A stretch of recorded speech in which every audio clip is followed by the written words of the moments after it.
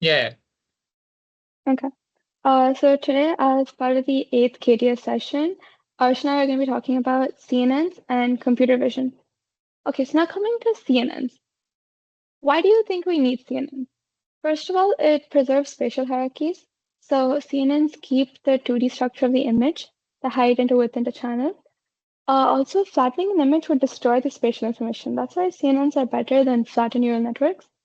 And CNNs also use small filters to extract patterns like edges, shapes, and textures hierarchically. So now also it's good for parameter efficiency. CNNs reuse the filters across the image. So this drastically reduces the number of parameters compared to a fully connected neural network. For example, if we consider an image of size 28 and 28, the flattened version would have 784 inputs. A fully connected layer with 512 hidden units would mean approximately 401,000 parameters, which is a huge number. But on the other hand, if you use a 5 into 5 filter with the CNN, so that'll have, let's say we're assuming 32 output channels, then the number of parameters would be around 832 parameters, which in comparison to the fully flattened connected neural network, it's a lot lesser.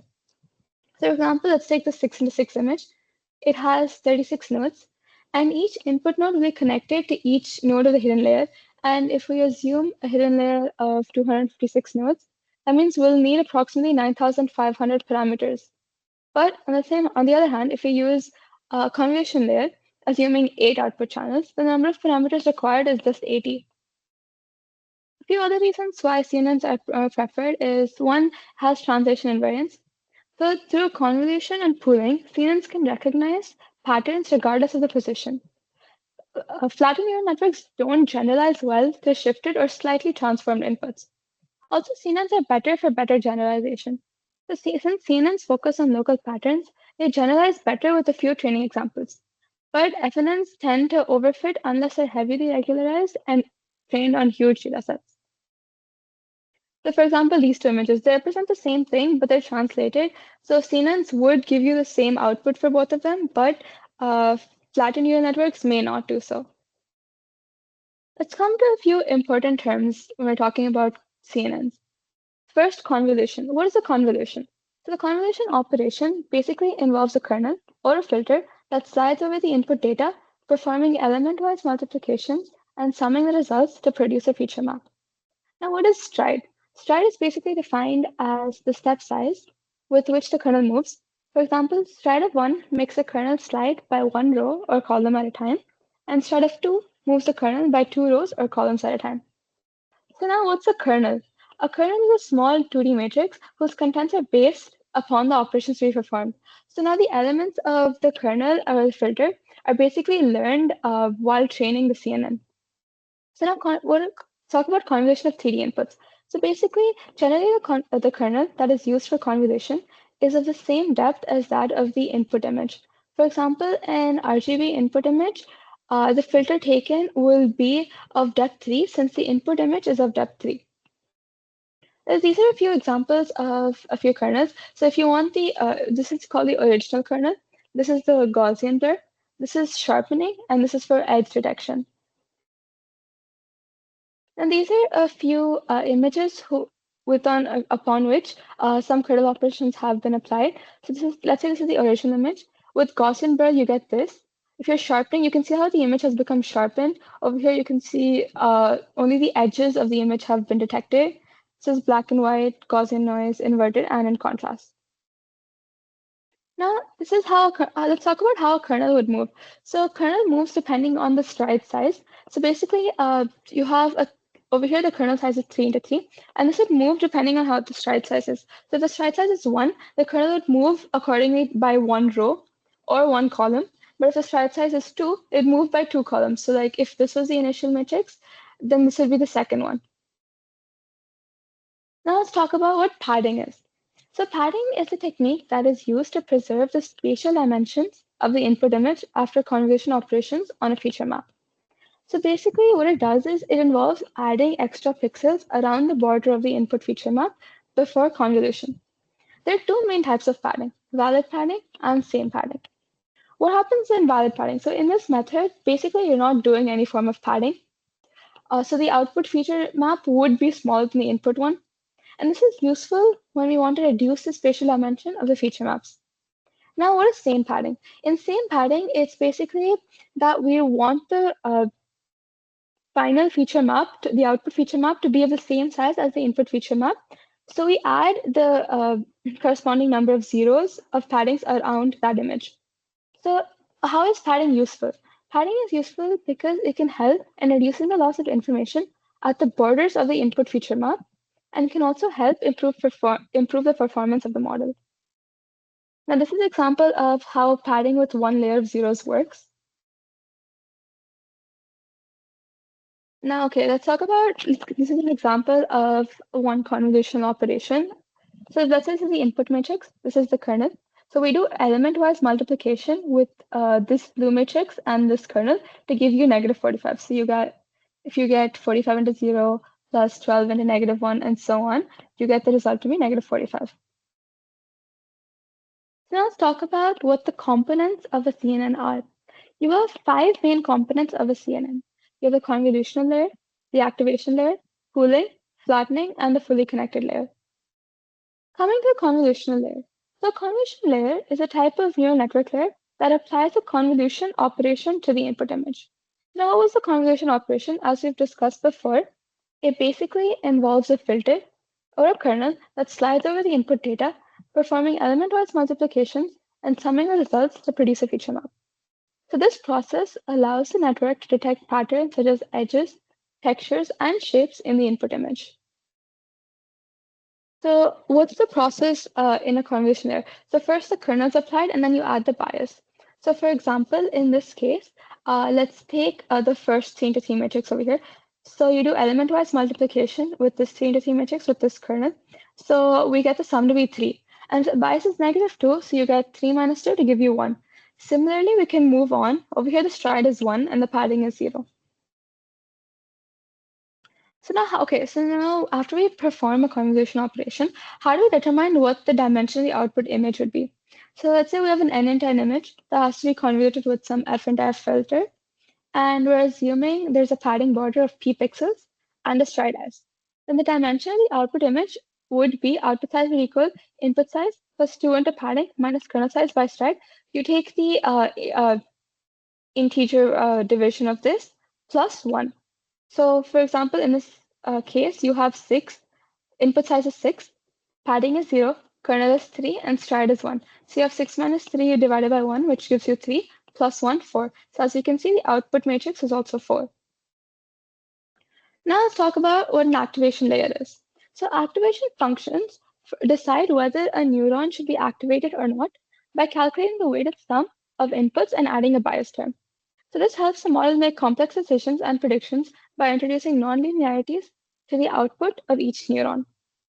Adding nonlinear activation functions introduces flexibility and enables the network to learn more complex and abstract patterns from the data. So what do activation layers basically do? The activation layers apply an element-wise activation function to the output of the convolution layer. So some common examples of activation functions are ReLU, TANH, or leaky ReLU. Now let's come to what a pooling layer is. So pooling layers are used in CNNs to reduce the spatial dimension, basically the width and the height, of the input feature maps while retaining the most important information. So it involves sliding an n-dimensional filter over each channel of a feature map and summarizing the features within the region covered by the filter. So this is used to make the computation faster, it reduces memory, and also prevents overfitting. The pooling helps the network become invariant to small translations or distortions in the input image. For example, even if an object in an image is slightly shifted, the pooled output would remain relatively unchanged. So these layers also help build a hierarchical representation of features where the lower layers capture fine details and the higher layers capture more abstract and global features. So for example, we have this 4 into 4 matrix that we want to convert to a 2 into 2 matrix. So we can use a pooling layer over here, but what kind of pooling layer operations can we use? And yeah, so there are basically 3 main types of pooling layers. You have max pooling, you have average pooling, and you have min pooling. So what is max pooling? So max pooling basically selects the maximum element from the region of the feature map covered by the filter. So thus the max pooling layer preserves the most important features, may they be edges, textures, whatever, and provides better performances in most cases. So let's come to what average pooling is. Average pooling basically computes the average of the elements present in the region of the feature map that's covered by the filter. So average pooling basically provides a more generalized representation of the input. It is useful in the cases where preserving the overall context is important. Now, lastly, there's the case of min pooling. So minimum pooling basically selects the minimum element from the region of the feature map covered by the filter. It gives better results for images with white backgrounds and black objects. It's not generally used because we don't really need this form because there's a lot of information lost when we use minimum pooling. So now for this 4 into 4 matrix, if you do max pooling with a kernel size of 2 into 2 and a stride of 2, you get this matrix. And if you, because in this 2 into 2 matrix of the initial input feature map, 1 would be the maximum element, 0 would be the maximum element, 0 and 1. So this would be the maximum, this would be the final feature matrix after performing max pooling. Similarly, we can find what the minimum pooling would be, and even for average pooling as well. So now let's come to what a fully connected layer is. Now, before we add fully connected layers, there is one layer, we add a flattened layer. So what does this flattened layer do? The flattened layer takes the entire feature map and reorganizes it into a single long vector. So the fully connected layers take this long vector as input and compute the final classification or regression task. So the output from the fully connected layers is then fed into a logistic regression for classification tasks like sigmoid or softmax, which converts the outputs of each class into the probability score of each class. Now, this is the example of an entire CNN network. Starting from the input image, there's 3 convolution blocks, and all of these are flattened over here, and they're connected to a fully connected layer, and this gives you your output. So all of these convolution blocks help in feature extraction. This part helps in the classification, and this result that we get would be the probabilistic distribution. So for example, in this case, the image is of a zebra, and we can, in the final thing also, we can see the highest prediction probability goes for zebra. So now let's come to what the advantages and disadvantages of CNNs are. So the advantages of CNNs are that it's good at detecting patterns and features in images, videos, and audio signals. It's robust to translation, rotation, and scaling invariants. And it also performs end-to-end training. So there's no need for manual feature extraction. It can handle large amounts of data and achieve high accuracies. And now, what are the disadvantages of CNNs? So it's computationally expensive to train, and it requires a lot of memory. It can be prone to overfitting if there's not enough data or proper regularization is used. Also, it requires a large amount of label data. And for CNNs, interpretability is limited, so it's hard to understand what the network has learned and why it's making the predictions the way it is. So now let's come to one form of preventing overfitting, data augmentation. Now, when you think of data augmentations, the 3 main questions that come to head are, what is the augmented data? What's the difference between augmented data and synthetic data? And why is data augmentation useful? So coming to what data augmentation is in the first place. So data augmentation is a technique of artificially increasing the training set by creating modified copies of a data set using existing data. So it involves making minor changes to the data set or using deep learning to generate new data points.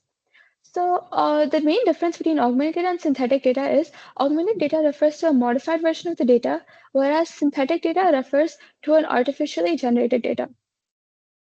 Now, okay, so how is data augmentation useful? So data augmentation helps the machine learning models perform better by making the most of existing data. So it prevents overfitting, improves accuracy, and creates diversity in training data, which is crucial when datasets are small or imbalanced. By simulating real-world variations, it makes models more robust and reliable without the need for expensive data collection. For instance, rotated or cropped images might be interpreted differently by CNNs even though they represent the same object. Data augmentation addresses this issue by training the model on these variations, making it more robust and generalized. But since, again, in data augmentation, we're not getting new data, we're using the same data again, then it comes with its own limitations. So the biases that exist in the original data set will persist in the augmented data as well. Also, uh, finding an effective data augmentation approach can be challenging because, for example, in the MINS data set where you have where it's images of handwritten numbers, the number 6 and the number 9 can be interpreted as the same number after performing a few rotations. So we cannot use this form of rotation as a form of data augmentation while training. Otherwise, the model will just be learning the wrong stuff. So what are the different types of data augmentations available? You have geometric transformations, you have color space transformations, kernel filters, random erasing, and mixing images. So in geometric transformations, you can randomly flip, crop, rotate, stretch, and zoom images. So, but you need to be careful about applying multiple transformations on the same image, as this can reduce model performance. So now coming to color space transformations, in this you can randomly change the RGB color channels, contrast, and brightness. Now in kernel filters, you can just change the sharpness or the blurring of the image. In random erasing, it basically involves deleting some part of the initial image that's not very important for the prediction. And in mixing images, you're just blending and mixing multiple images of the same class. So now these are a few forms of data augmentation. So if you're moving it horizontally, you're shifting it vertically.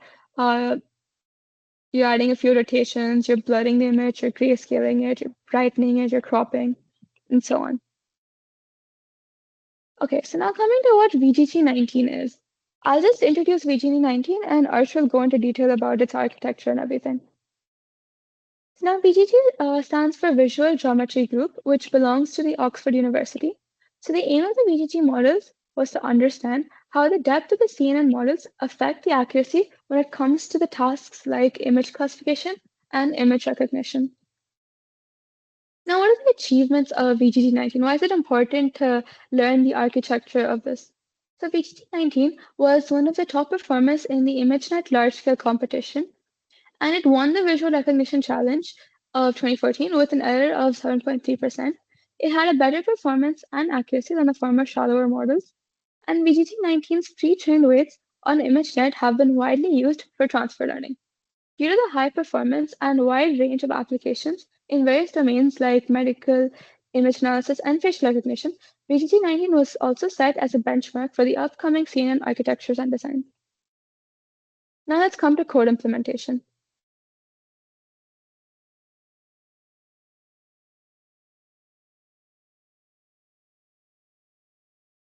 Okay, let's first start by classifying the MINS dataset. What's the MINS dataset? It's basically handwritten images of handwritten digits ranging from 0 to 9. Over here, each image is a size 28 and 28. So we're just loading, first we're loading the train and the validation data set. We're putting the batch size at 16. We're just making a simple CNN with two convolution blocks. So in the first one, you have in channel 31 and the out channel 332. We're taking the kernel size in both blocks to be 3 and the stride to be 1. And we're taking max pooling in both cases with kernel size 2 and stride 2. So now, so the size of the image, okay, so first we're gonna pass the image through both these convolution blocks, then we're gonna flatten it, then we're gonna add a linear layer. So now how do we figure out what the dimension of this particular linear layer would be? To do so, we have the image size of a MINS dataset image would be 28 and 28. So since we're putting padding is same, so after the convolution layer over here, the image size will not decrease. So the output if feature map for this would be 20 and 28. But after max pooling, it would decrease by half. So here you'd get a 14 into 14 image. And similarly here we'll get a 7 into 7 image. And since you have 64 out channels, so when you're flattening it, you'll get a linear layer of 64 into 7 into 7 images. And since there's 10 classes, the output would be 10. So we're just going to define our accuracy function, the train function, and the validation function. Over here, we're going to use cross entropy loss for the loss function and Atom for the optimizer. We're just going to train this for 5 because it's a pretty simple data set. We don't want it to overfit. And as we can see that the final thing had an train accuracy of 98% and validation accuracy of also 98%. That means the model is performing pretty well. Let's just plot it to see how good the predictions are. So as we can see, the predictions are pretty well. So that means the model is performing pretty well. Now let's come to the STL10 data set. So these are bigger images with more clarity. They're more clearer images of size 96 into 96. Let's do this with and without data augmentation to see the difference in the predictions. So since we know that the size is 96 into 96, we're taking batch size to be 16. Over here, we're making 4 convolution blocks where we're putting padding is same, strat is 1, and kernel size is 3. We're also adding dropout to prevent any form of overfitting. Again, the training and accuracies and validation functions. Okay, for this, without data augmentation, the model started to converge around 10 epochs, and it gave an accuracy of 70 and 57, which is not that great, but it's fine. And let's just plot some predictions. So as you can see, out of 3, it was able to predict 1 correctly. So now let's train this model with data augmentation. So with data augmentation, while performing data augmentation, it's important to note that you only augment the train data, you don't augment the validation data. So over here, we're just adding horizontal flip, we're adding rotation, we're adding color jittering. Again, for validation, we're not performing any form of transformation, like data augmentation. So this is an example of one data augmented image. Okay, so this model took about 25 epochs to converge, and it ends with the train accuracy being about 76% and the validation accuracy of being about 65. So this is an improvement from the previous model, so we can say that the data augmented version performed better. And let's just plot a few predictions to show how it works. So in this, out of 3, it was able to predict 2 correctly.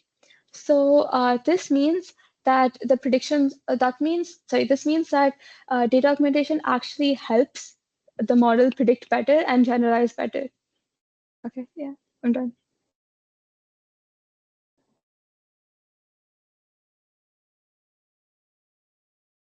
Yeah, hi. So I'm going to be talking about transfer learning and computer vision.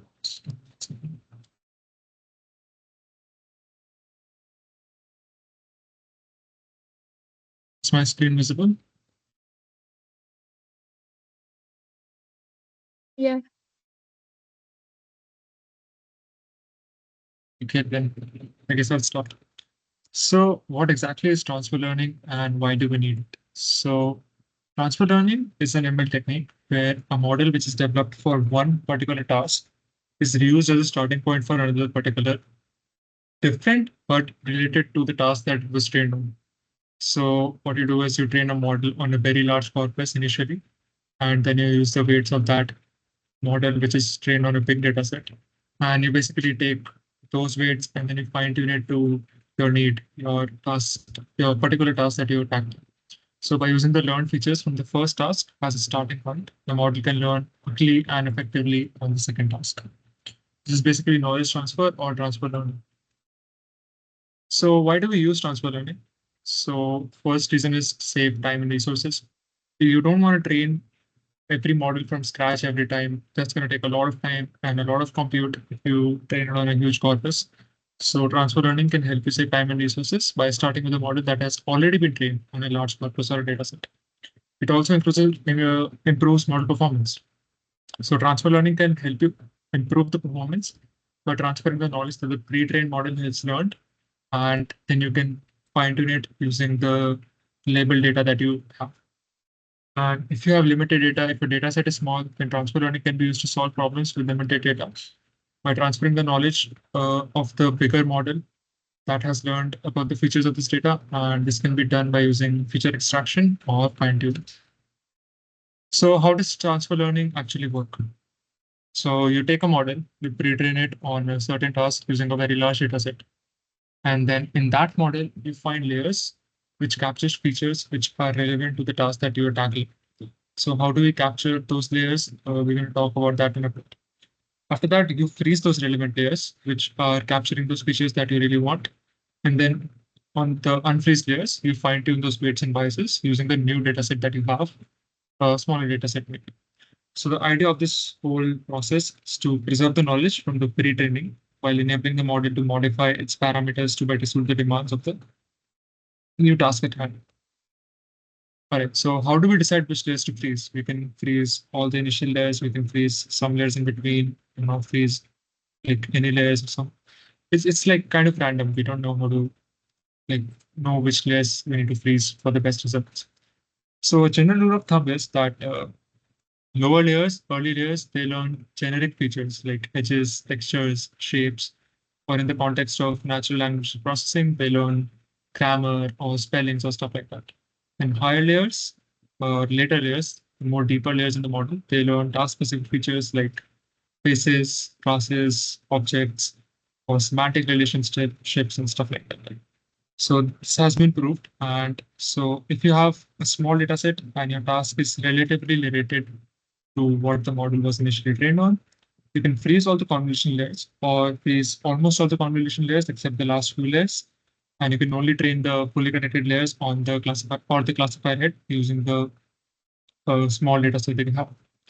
But say you have a larger data set that you want to use and you have a moderately different task than what the model was initially trained for, then you can unfreeze the last few blocks themselves. And then you can also gradually unfreeze more layers if the results are improving. So say after 10 epochs, you can unfreeze one more block. After 20 epochs, you can unfreeze another block. So you can do some progressive unfreezing and see if you're getting better results if you have like a different task that you're kind of tackling with the same model bits.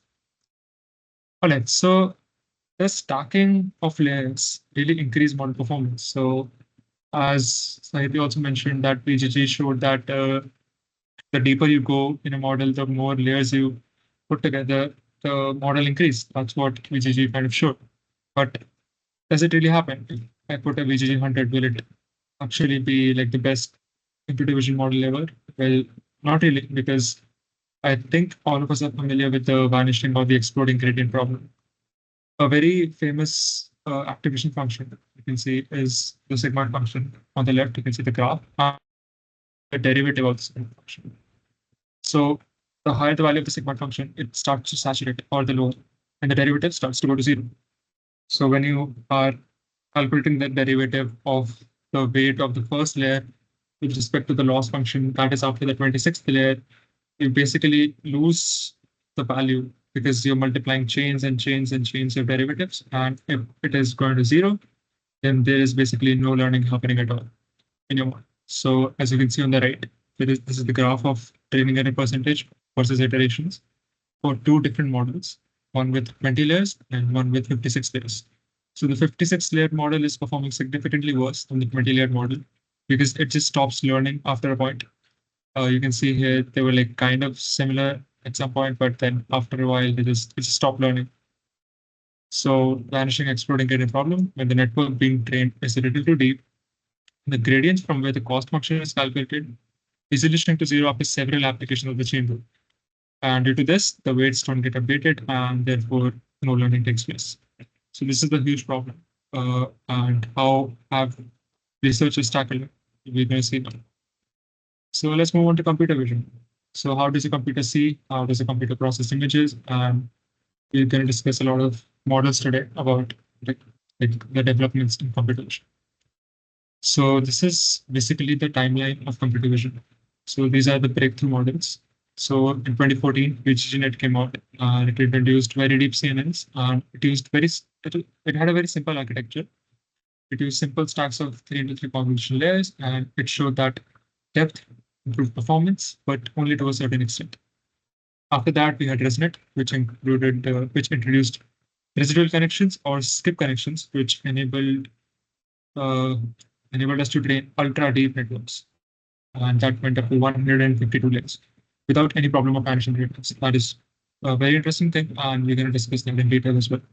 Then we had UNet. UNet is mainly used for segmentation, basically identification of objects in the images.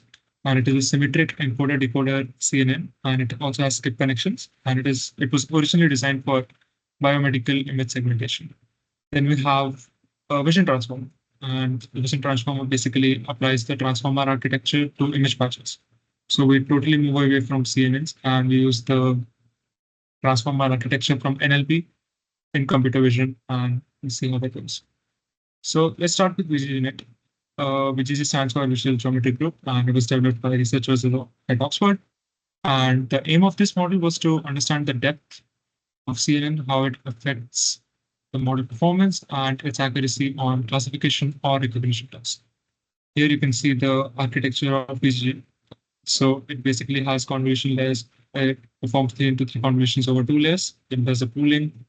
Again, performs convolution, pooling, convolution, pooling. After that, it flattens the layers, projects it outwards, and adds a classifier in it. Correct. After that, so VGGNet architecture. So VGGNet is known for its simple architecture, and it comes in 2 variants. It was originally released in 2 variants, 16 and 19. And these numbers basically represent the number of layers the VGGNet has. So the VGG16 has 13 convolution layers and 3 fully connected layers.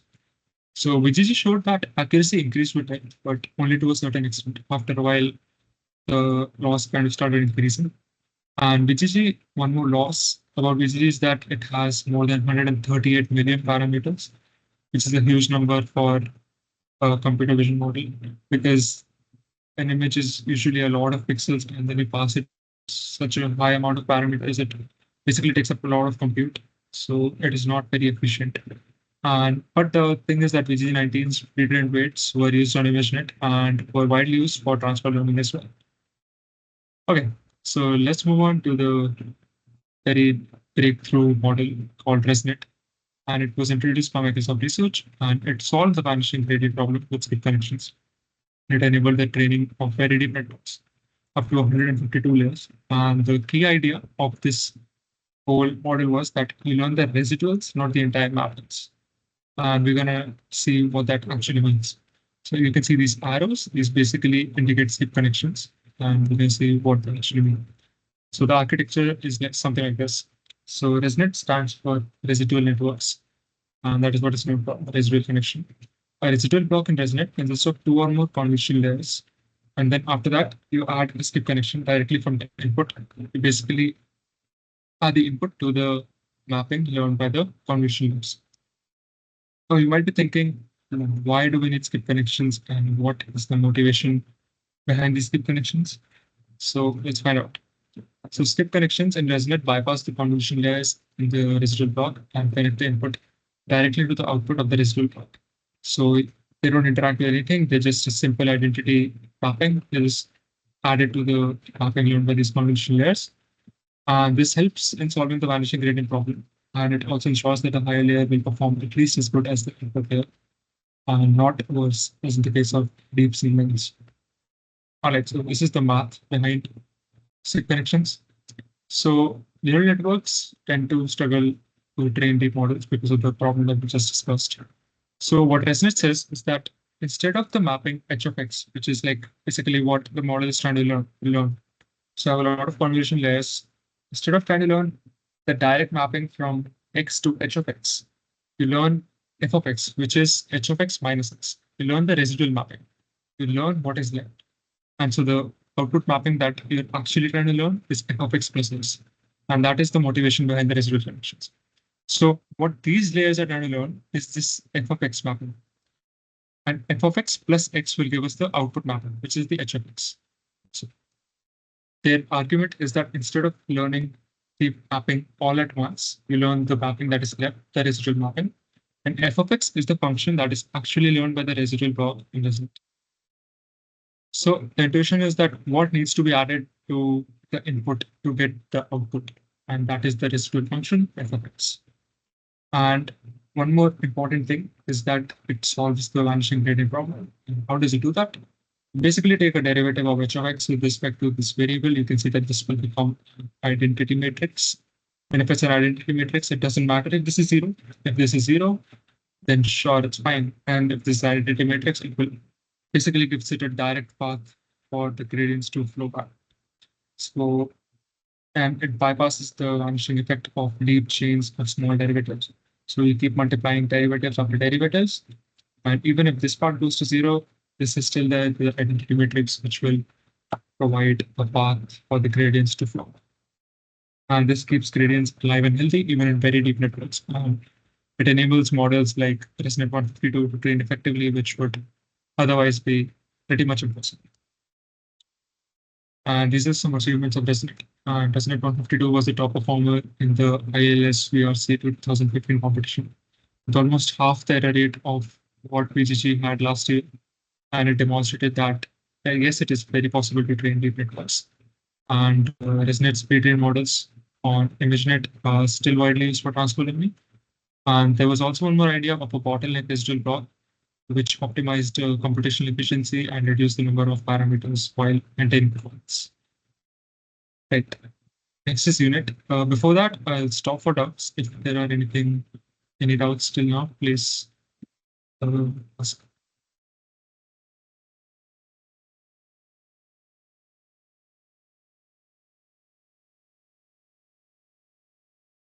Um,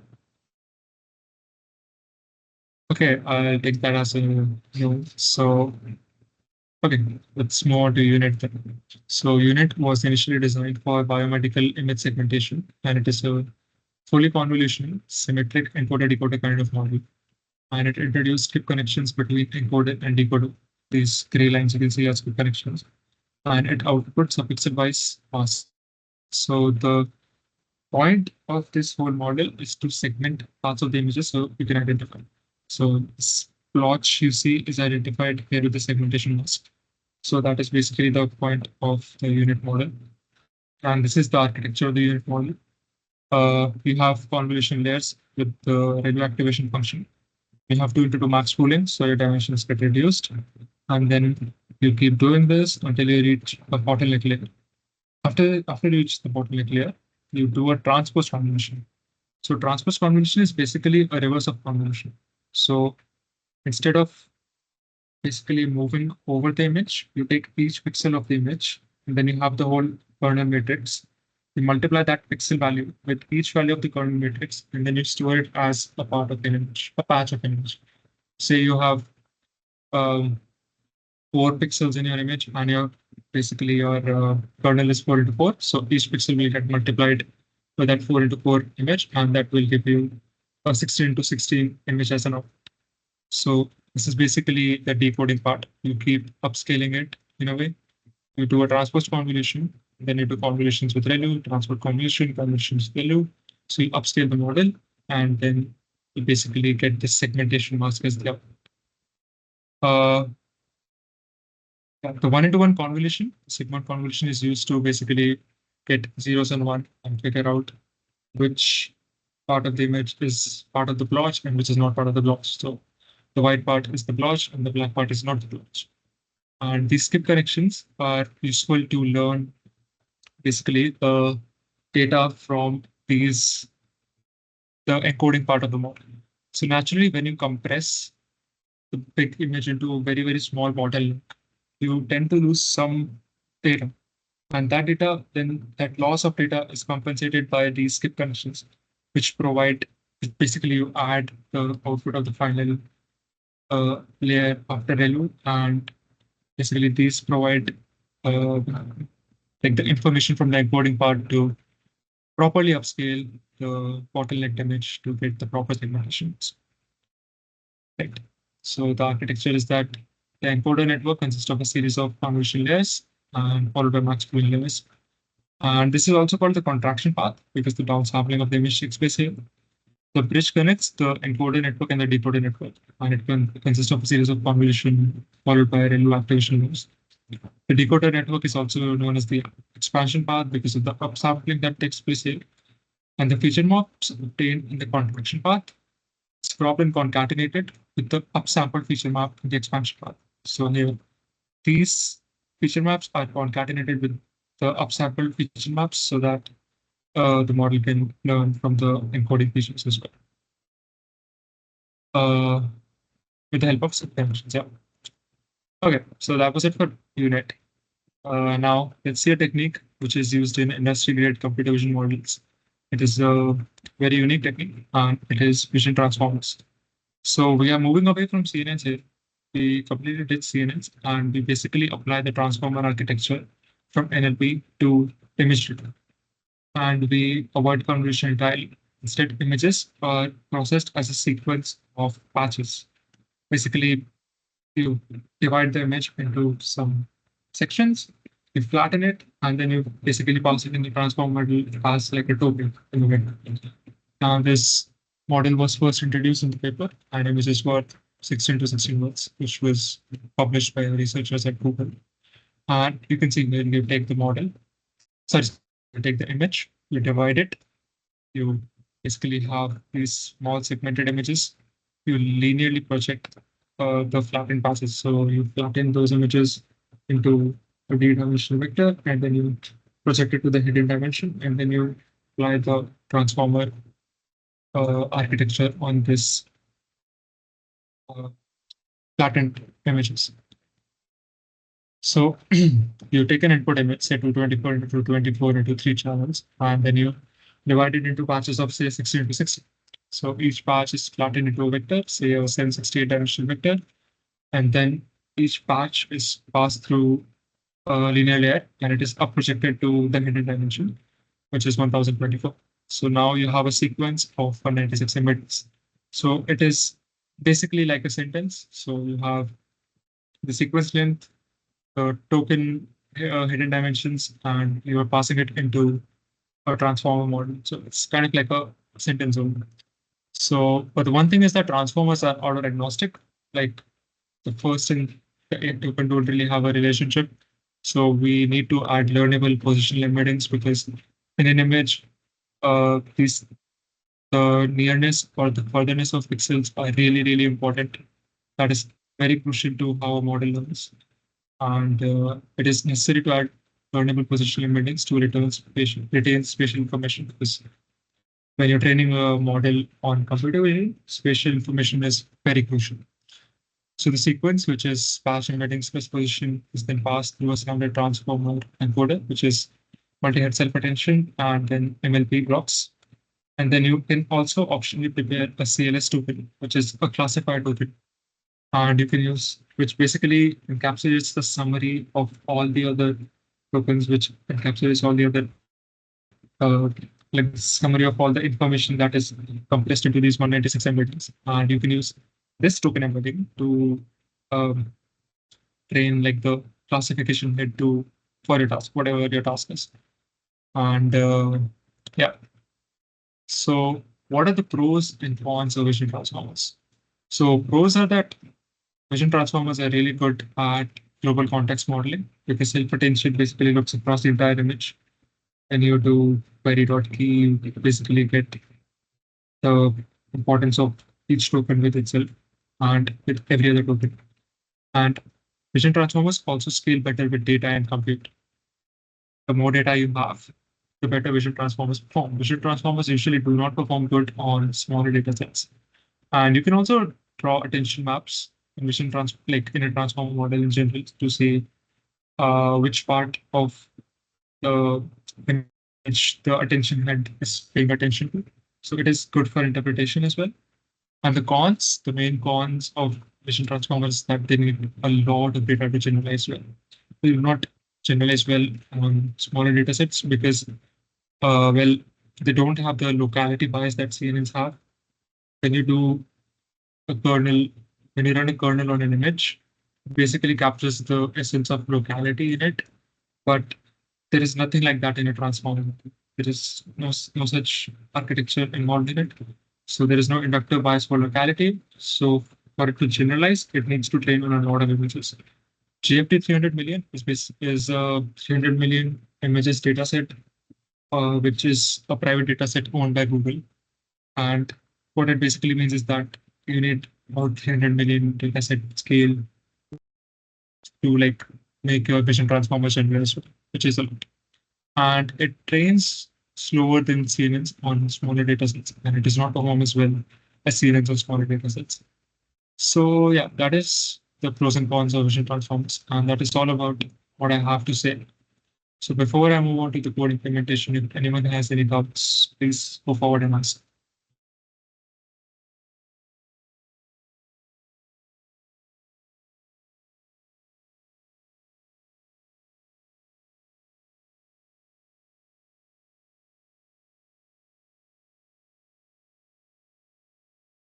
Um,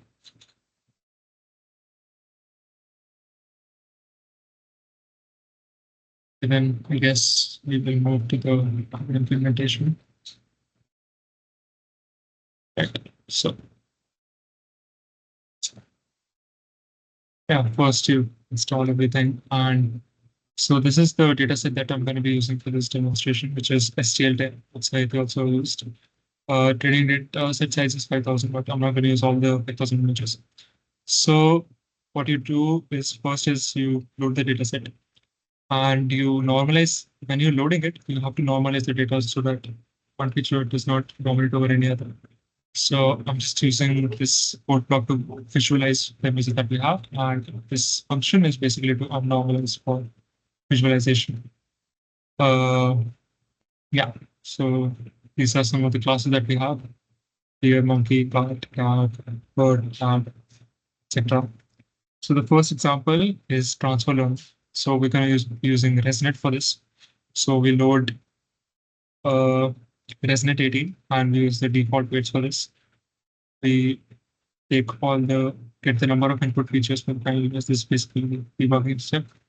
And yeah, so the final layer which we have, we're going to be projecting it to the number of classes, which is 10 classes. STL10 offer 10 classes. So we're going to be projecting the final layer and we're only training the final layer. We're not training anything else. And we're going to be projecting it to the number of classes. And we're going to be using this model for classification. So yeah, we use CUDA, cross entropy loss, Adam optimizer, and we train it for 5 epochs. We put the model to train. This is the training loop. So yeah, this is accuracy of the model on this data set. And this is the evaluation loop. And that's pretty much it. So as you can see, accuracy was 78%, which was really good because I only trained on like barely anything. And I only trained the last year. I didn't train anything else. The whole model was pre-trained and I only trained the last classification head and I got a 78% accuracy with just 5 epochs. You can see like horse and dog, an airplane, cat. There are, it's obviously not perfect, but it is very good for how much I've actually trained. Then you have VGG, we use the same data set. So VGG 19 model definition. So you have, this is the classifier model and this is the make layers. This is the make layers model. Basically, you have convolution and then you have batch normalization and then you have REM. Batch normalization usually helps in stabilization for the model to perform well. Here we are not really, I did not really train all the models a lot, so we're not going to be seeing like really great results. So yeah, then we have, so you have 3 input channels, RGB, and so yeah, this is the feed-forward layer, this is the convolution layer, and this is the max pooling layer to decrease the spatial dimensions. Uh, here is the initially how it works. So you have 64 basically filters in your first kernel, then you have max pooling, and then you increase the number of filters, keep increasing it, and then you keep doing convolution, convolution, convolution. After that, you have the max pooling layer, which basically uh, like it's for stabilization, this one. And after that, you project it outwards to the number of classes and basically do a classification of this. Is this clear? Let everyone get how this VGG90 is configured. And I hope so. Maybe I was confusing. If there's any doubt, please feel free to stop me. Yeah, anyways, after this, you can add an adaptive average pooling. This is basically to adjust to different image sizes if there are any. We don't need to worry about this because we have 96 and 96 images, which is consistent over all the images. After that, we basically instantiate this. staring at the model, then you cross entropy, Adam, training loop, evaluation loop, and I trained it for 10 epochs, but considering it started from scratch and the dataset is not very big, it did not perform as well as you'd expect. It only gave us like what 36% accuracy, which is um, not too good. Like it is better than 10%, which is guessing because you only have 10 classes. So 36% is like mid-ish accuracy after that. So yeah, that is all for VGG's implementation. Then we have ResNet's implementation. So ResNet, we have convolution, first convolution layer and dash now, Tello, second convolution layer, dash now. And the shortcut model is basically the shortcut function is basically when you make the skip connection. So this sequential is because of if the input and output dimensions don't match because of stride or change in channels, or because you might use a different kernel or something like that. So you basically do a convolution for the on the input itself to create the residual connection so that your uh, the dimensions of the residual connection matches the dimensions of your CNN output. So that is why we are using this conv2d here. And we're not directly adding the input itself because there might be a dimension mismatch. So you have in channels, which is the channels of the input, and you have out channels, which is the output of the CNN mapping. So that is why you do this convolution today. You do a patch normalization, and this is the forward function. Identity is equal to x. Yeah, that is what we want to add. And so we have convolution, patch normalization value, convolution, patch normalization. And this is the main function that is very important. This is the residual connection. You take out and you add self dot shortcut of identity. So you add out is equal to out plus shortcut of identity. Then you evaluate, then you return this output. And then you basically, yeah, then it's just like the main ResNet like class. You take this make layer function, you increase, add more blocks of ResNet. And this is the final dense layer, which is used for classification. So is the 256 the number of hidden dimensions at the end. And this is the number of classes, which is 10 for SLT10. And this is the helper function, which helps in basically making us the layers, the blocks, convolution blocks. Yeah, I think covered everything here.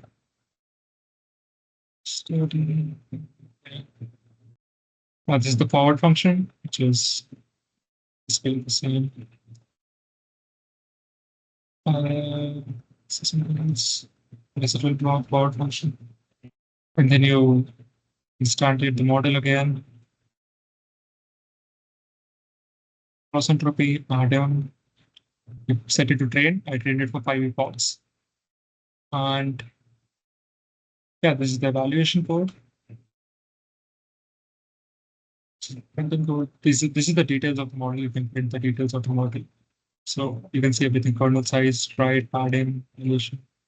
And yeah, these are the residual boxes. First, second, third. This is the second layer. Sorry, the first layer has 2 residual blocks, the second layer has 2 residual blocks, the third layer has 2 residual blocks. And then the average pooling. After that, the final projection to the output features. I trained it for this, and it was better than VGGNet, way better than VGGNet, which was 54.31%. If I obviously trained it for more data and for more epochs, it would give me a better result. And you can see here, it basically predicts better than VGGNet. The next up is UNet. The UNet is basically used for, as I said, segmentation. It is not a classification model as such. So this is the UNet architecture. So you do convolution and you basically down project it to increase the number of channels and decreasing the dimensions of the images. And this is the bottleneck layer, which is of 512 channels. After that, you do an up convolution, which is on transpose 2D, which this is the natural function from the NN library. And this is done by 2 into 2 kernels. these represent which two coordinates. After that, you do another convolution block, which is just like a convolution, 2D convolution. And you keep doing this upsampling properties. And after that, you get this 64 out channels one. You get an image, which is basically a segmented mask. So yeah, 64 was your initial dimensions. You reach 64 again. Out channels is the number of channels you initially had, and this one is the path size. All right. Conv block is the helper function, which is conv2d, ReLU, conv2d, ReLU. These are basically two convolutions stacked on top of each other. And this is the forward function. So you have encoder, then you have a bottleneck, then the decoder with the skip connections as well. All right. This torch.catenate and E3 is the output of the convolution layers of the encoder, and you catenate it with the convolution layers of the previous part and also these things. So output of the encoder and then concatenate with the upsampling of the decoder. Right. So at the end, you output the final image. And here it's basically a generated mask. This is the transforming. It's the plane model prediction visualization. So I'll just show you. I trained it for like 100 epochs. It's a pretty simple image. So this was the original RGB image I had, the blue and red spots on top of it. And this was the ground truth mask that I predicted. And this was the predicted mask for unit. So it was a relatively simple task and it performed basically perfectly. So even if you have a slightly complicated task, you train it for a lot of epochs and you give it a lot of ground truth masks, it will perform well. So yeah, that is the code implementation of unit. Next up, we have vision transformer implementation. So first of all, you have to define a custom layer for extracting image patches. So you define the path size in the initial function. On the forward, you basically use f.unfold. F.unfold is used to extract like sliding local blocks from a batch input tensor. So your input tensor unfold will give you like basically blocks of that input tensor. So you have images. Kernel size is self.path size. Say path size is 16, so you get a 16 cross 16 block from it. And the slide is also 16, so that after extracting one block, you do not overlap. You move on to the next block. And yeah, so you will not overlap with the first block that you have. So because you want everything to be unique. And after that, you basically, this is to flatten the whole patch.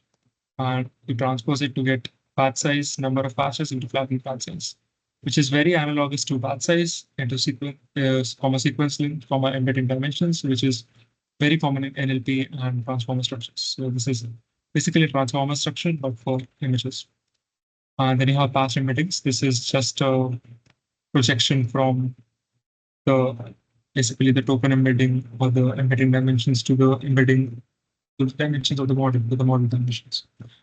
So this is a linear layer, flattened path size to projection dimension. And position embedding, it is very crucial to add position embeddings because as I explained, transformers don't really retain spatial information like that. So you add like this learnable positional embedding, which it will learn as you train on more and more images and epochs. You can also add the classification token, but I have not used it in this version. Yeah, this is the forward pass for that. Then you basically embed dimension, number of heads, feed forward dimension is the dropout rate. You initialize the multi-head attention, you initialize the feed forward network, which is just a linear Gallo dropout, just basically a simple neural network. And you also have layer norms, you also have dropouts. So this is a very default transformer setup here. Then this is the forward pass of the transformer setup. This is the class, which uses all those things to basically make the vision transformer-like model that we're making here. So you calculate the number of patches, path size, dimensions, number of classes that you have, the channels of the image that you have. Yeah, so this is pretty self-explanatory. So I can explain embeddings, transformer encoder, and then you return logics, which you run a softmax over it, and then you classify it. Simple here. Yeah. So you have the input image size, which is 96 into 96 for SCL10 with 3 channels. And you have 10 classes, size, input. Yeah. Okay, image size, part size, number of partials. And then you instantiate the vision transformer like model from this class.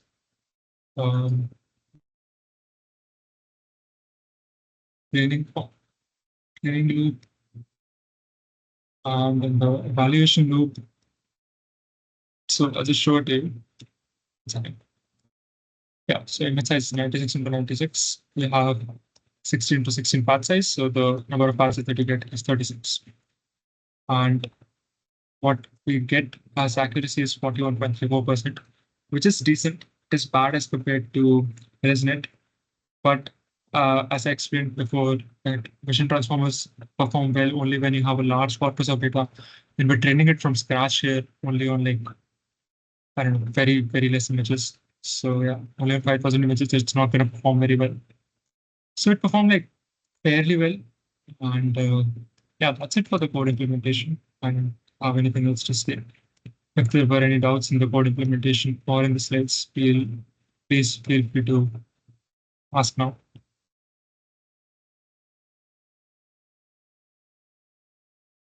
Yeah, if you guys have any doubts, you can ask right now, like in the whole session, like from CNNs to whatever Arsha's covered in computer vision.